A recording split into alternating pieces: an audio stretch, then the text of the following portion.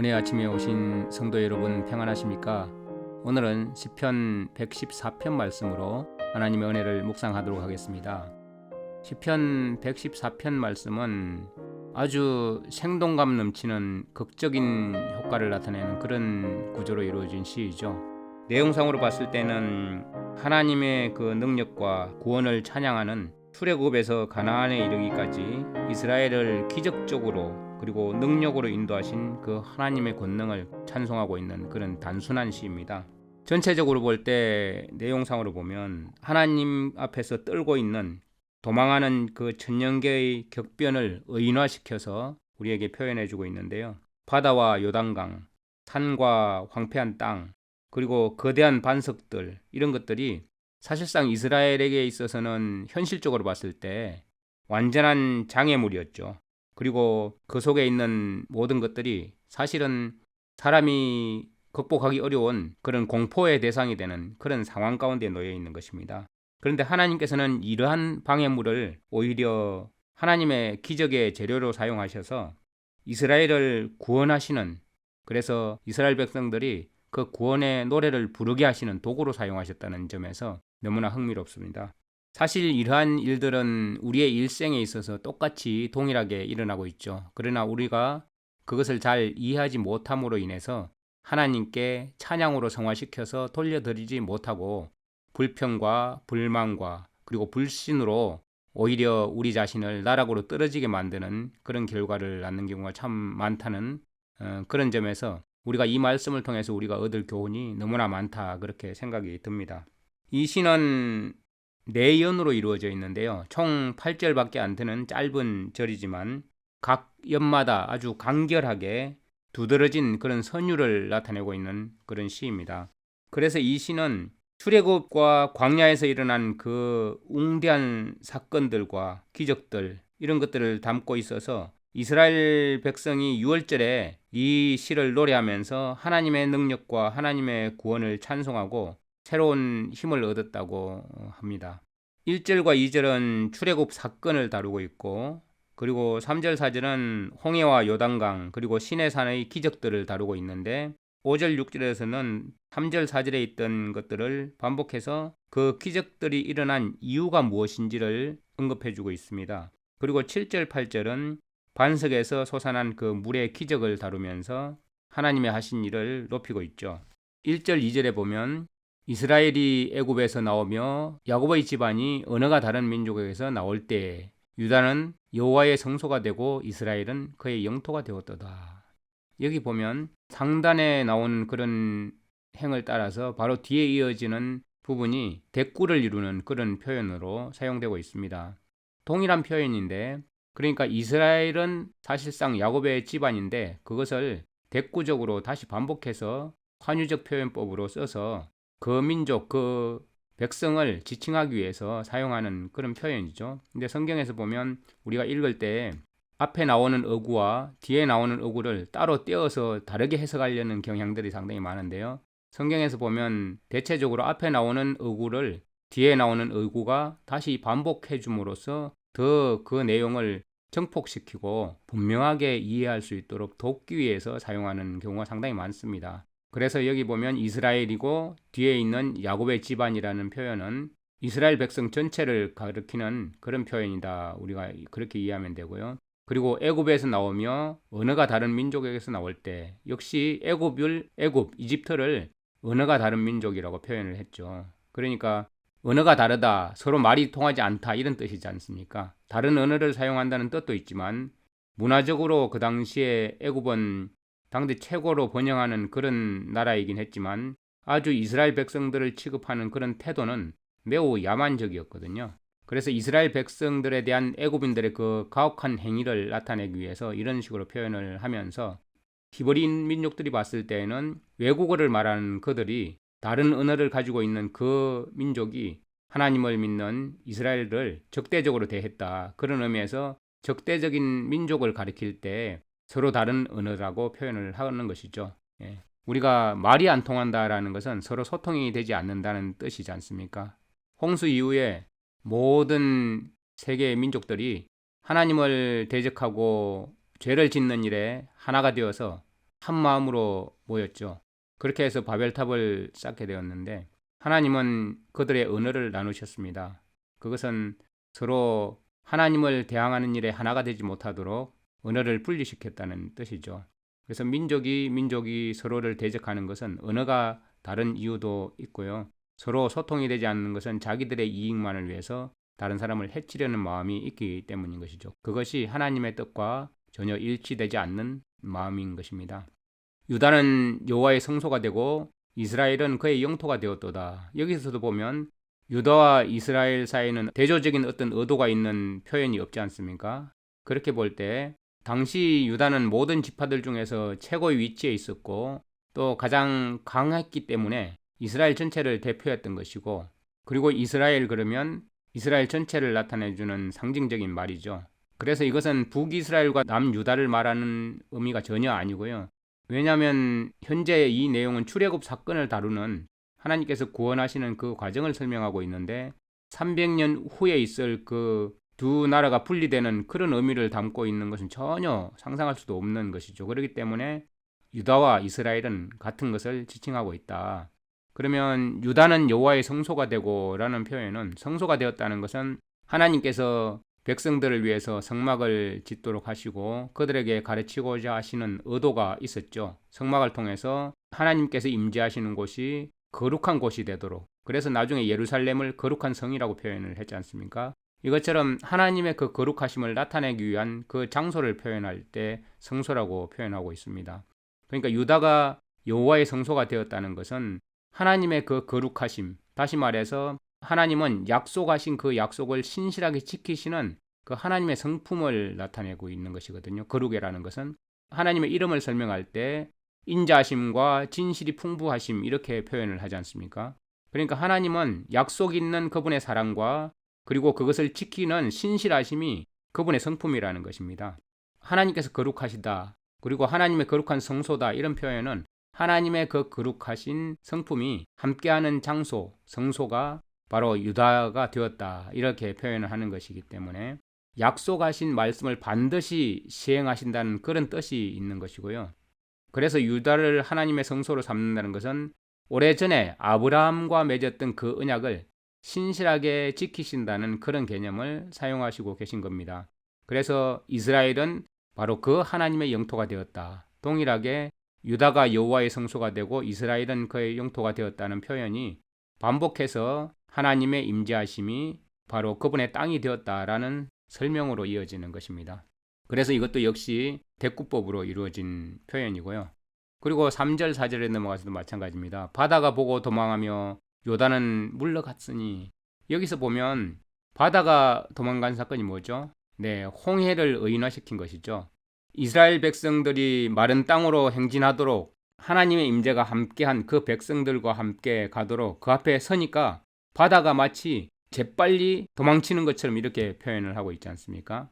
서둘러 그 길을 내었다는 그런 표현을 묘사하고 있는 표현입니다. 그러니까 사실은 이 천연계, 하나님께서 만드신 이 천연계는 원래 질서대로 정상적으로 이렇게 움직여야 하지만 하나님의 임재가 있을 때는 특별히 하나님의 명령을 적시 수행함으로써 도망치는 그런 표현을 하고 있는 것이죠. 그러니까 때로는 기적을 통해서도 하나님은 그분의 임재하심을 나타내주기 위한 표현이 있다는 것이고, 요단도 물러갔다. 요단도 계속 흐르고 있던 물이 하나님의 백성들이 건너가기 위해서 가나안으로 가고 있을 때 그 향하는 방향을 막지 못하고 재빨리 비켜줬다, 이런 의미로 표현이 되는 것입니다. 그래서 이것도 바다와 요단이라는, 하나는 바다이고 하나는 강이라는 특성이 있긴 하지만 가나안으로 향하고 있는 이스라엘 백성들의 그 모습을 표현할 때 역시 대꾸법으로 바다도 도망치고 재빨리 도망치고 요단도 물러갔다. 그래서 이스라엘 백성들이 가나안으로 들어가도록 그 길을 열어주었다라는 측면에서 대꾸법을 쓰고 있는 것입니다. 그리고 산들은 수량들 같이 뛰놀며 작은 산들은 어린 양 같이 뛰어놀았다. 이 표현도 역시 마찬가지입니다. 산들이 수량들 같이 뛰어놀았다는 뜻이 무엇일까요? 이것은 시내산에서 하나님께서 이스라엘 백성에게 율법을 주실 때 출애굽기 19장 18절 표현 보면 마치 지진이 일어나는 같은 그런 묘사가 있거든요. 천둥이 치고 번개가 치고 지진이 일어나면서 막 우르르 쾅쾅 할 때 그때 산들이 숫양같이 뛰어놀았다. 작은 산들은 어린 양들같이 뛰었다. 이렇게 표현을 하고 있는 것입니다.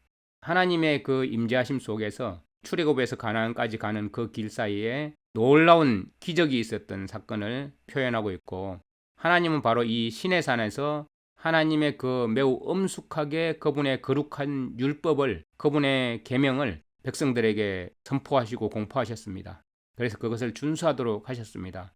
그때 산들이 수량같이 뛰어놀고 작은 산들이 어린 양들같이 뛰면서 그것을 기뻐하고 재빨리 수행하도록 이렇게 거룩한 임재 가운데, 두려움 가운데 이렇게 임했는데, 그때 그러한 경외심으로 하나님의 계명을 계속해서 순종함으로 지켜왔다면 얼마나 좋겠습니까? 그런데 이스라엘 백성들은 광야 기간 동안 계속해서 그분의 그 계명의 거룩함 가운데 있지 못하고 자기들의 이기심, 욕구, 자기들의 안목 이런 것 때문에 불평, 불만, 또 불신으로 하나님을 대적하는 일들이 있었다는 사실이 얼마나 안타깝습니까? 그럼에도 불구하고 이스라엘 백성들은 그것을 노래로 지어서 해마다 6월절에 이렇게 찬양을 하면서 주님의 그 놀라우신 인도하심과 구원하심, 지켜주심을 노래하고 있다는 사실이 우리에게도 얼마나 교훈이 되는지 모릅니다. 그리고 5절, 6절은 3, 4절의 반복이라고 볼 수 있는데 그 이유를 분명하게 제시해 주죠. 바다야 내가 도망하면 어찌함이며 요단아 내가 물러가면 어찌함인가. 너희 산들아 수량들같이 뛰놀며 작은 산들아 어린 양들같이 뛰놀면 어찌함인가.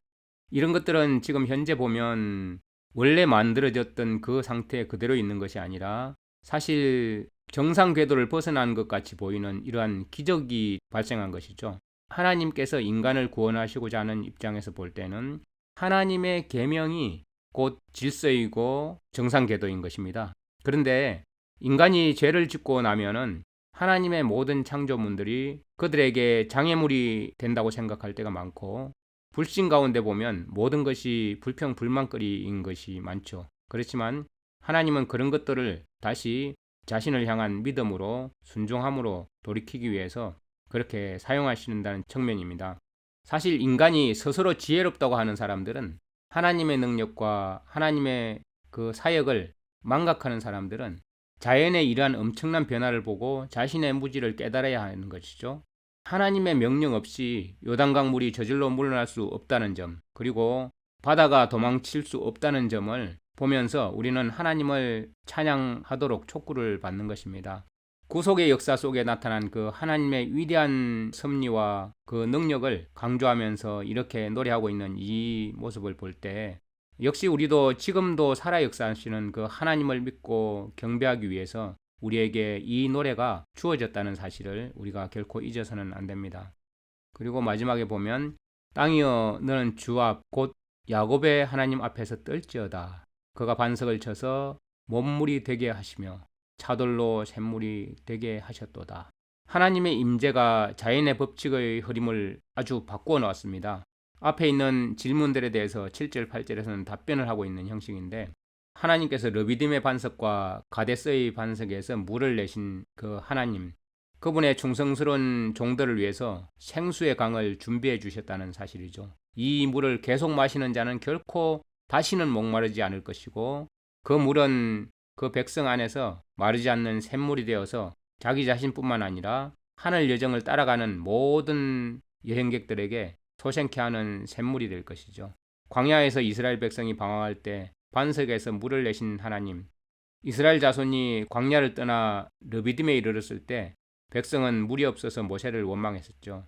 그런데 하나님께서는 물을 내어 소생케 하는 샘물을 주셨습니다.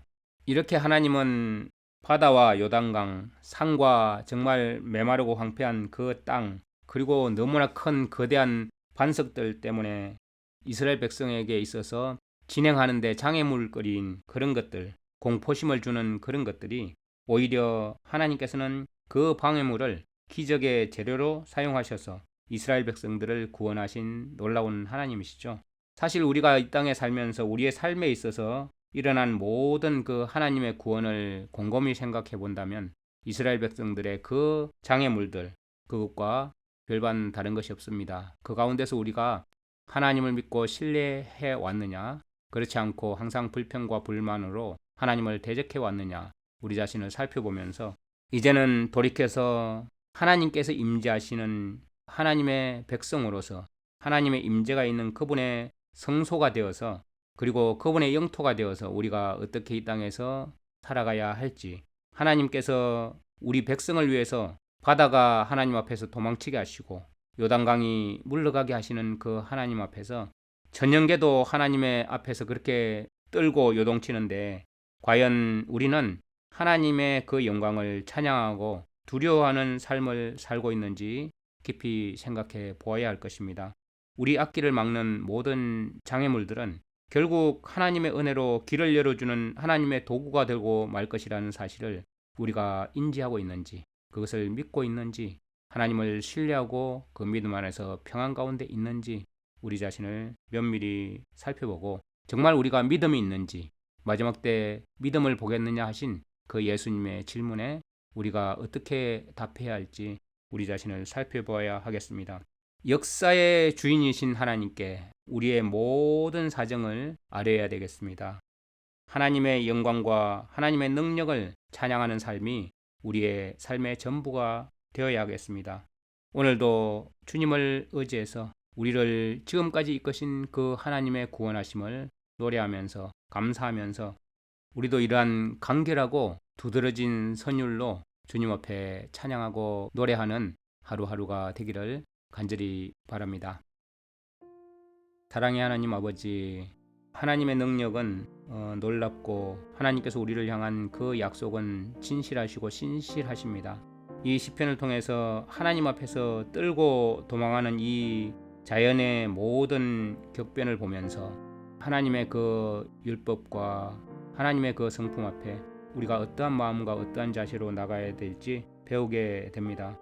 바다와 요단강, 산과 황폐한 땅, 그리고 거대한 반석들이 우리가 눈에 보기에는 아무리 장애물이고 공포의 대상이 될지라도, 그럼에도 불구하고 하나님께서는 그 방해물들을 오히려 기적의 재료로 사용하셔서 우리를 날마다 매 순간마다 구원하시고 주님의 거룩한 성소에까지 이루게 하시고 주님의 그 새 예루살렘 성까지 이끌어 주신다는 사실을 믿음으로 고백하면서 항상 정말 이러한 말로 서로 찬양하고 감사하면서 주님께 영광을 돌리고 아름다운 선율로 날마다 주님께 감사와 찬양을 드리길 원합니다. 하나님의 영광, 하나님의 능력을 찬양하는 주님의 참 백성으로 오늘도 살고 승리할 수 있도록 인도하여 주시옵소서. 예수님의 이름으로 감사하며 기도드립니다. 아멘. 시편 114편. 이스라엘이 애굽에서 나오며 야곱의 집안이 언어가 다른 민족에게서 나올 때에 유다는 여호와의 성수가 되고 이스라엘은 그의 영토가 되었도다. 바다가 보고 도망하며 요단은 물러갔으니 산들은 순양들 같이 뛰놀며 작은 산들은 어린 양들 같이 뛰었도다. 바다야, 내가 도망함은 어찌함이며 요단아, 내가 물러감은 어찌함인가. 너희 산들아, 순양들 같이 뛰놀며 작은 산들아, 어린 양들 같이 뛰놀면 어찌함인가. 땅이여, 너는 주 앞, 곧 야곱의 하나님 앞에서 떨지어다. 그가 반석을 쳐서 못물이 되게 하시며 차돌로 샘물이 되게 하셨도다.